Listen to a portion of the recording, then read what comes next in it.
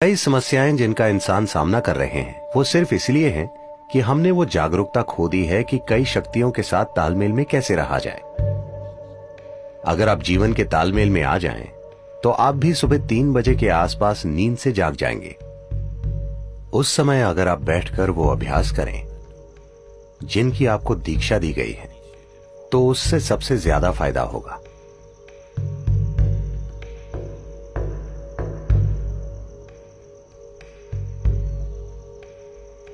जिस तरह से धरती घूम रही है और जो भी हो रहा है, उस वजह से एक बहुत बुनियादी बदलाव आता है सुबह 3:20 से सुबह 3:40 के बीच। इसे ब्रह्म मुहूर्त कहते हैं। ऐसा बस 33 डिग्री लैटिट्यूड तक ही होता है। आपका सिस्टम, मनुष्य का सिस्टम एक विशेष तरीके से व्यवहार करता है। ये एक संभावना है। तो एक जागरूकता रही है इस संभावना का इस्तेमाल करने की। आपका जीवन उन कई चीजों का परिणाम है जिन्हें हम ब्रह्मांड कहते हैं या जिन्हें हम अस्तित्व कहते हैं। तो हम इस जबरदस्त घटना का परिणाम है जिसे हम सृष्टि कहते हैं। हम अपने आप में एक अलग जीवन नहीं है। तो जब आप तालमेल में होंगे तो कुछ चीजें होंगी। हमारे अमेरिका के टेनेसी में स्थित आश्रम में ऐसे झिंगूर पाए जाते हैं जो 17 सालों में सिर्फ एक बार जागते हैं। क्या आपने ऐसा कुछ देखा है? वो समझ जाते हैं कि 17 साल हो गए और वो जाग जाते हैं। फिर वो बच्चे पैदा करते हैं और सो जाते हैं। वो समझ जाते हैं कि 17 साल हो गए, वो भी बिना किसी अलार्म बेल के। तो ये कैसे होता है? मैं कह रहा हूं कि वो प्रकृति के साथ तालमेल में है।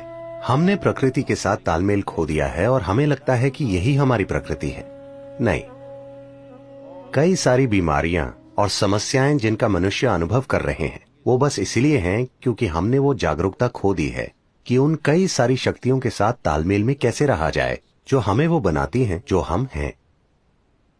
तो योग वो तालमेल लाने के लिए है ताकि आप जीवन के साथ लय में हो। अगर आप जीवन के साथ लय में होंगे तो आप भी सुबह 3 बजे के थोड़ा बाद जागेंगे। अगर आप जागरूक हैं तो अचानक आपके अंदर जीवंतता की एक किरण जागेगी, और अगर आप गहरी नींद में भी हों तो भी जाग जाएंगे।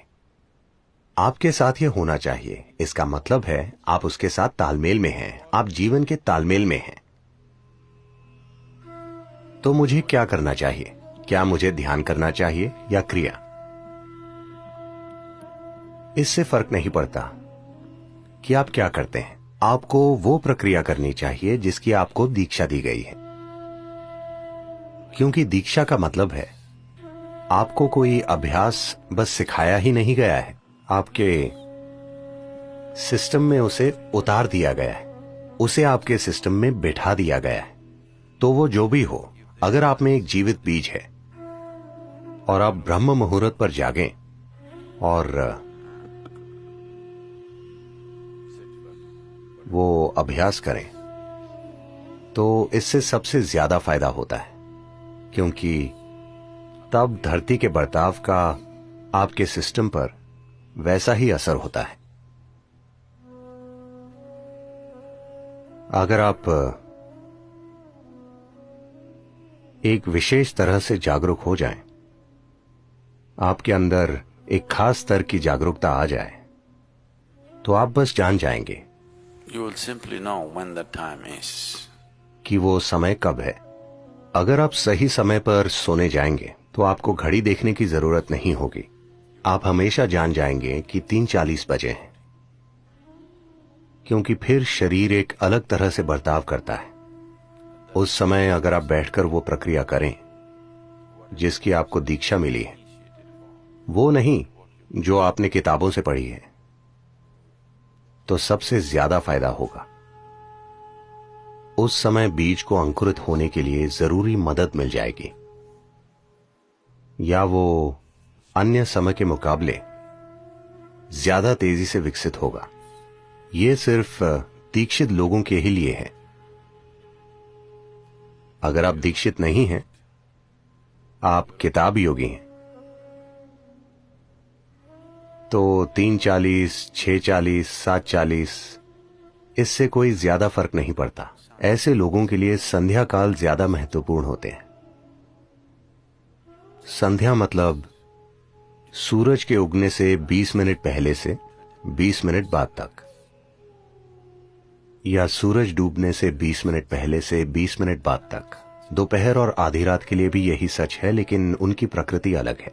तो ये 2 संध्याएं उनके लिए बेहतर हैं जो दीक्षित नहीं है। 3:40 उनके लिए अच्छा है जिन्हें शक्तिशाली दीक्षा मिली है।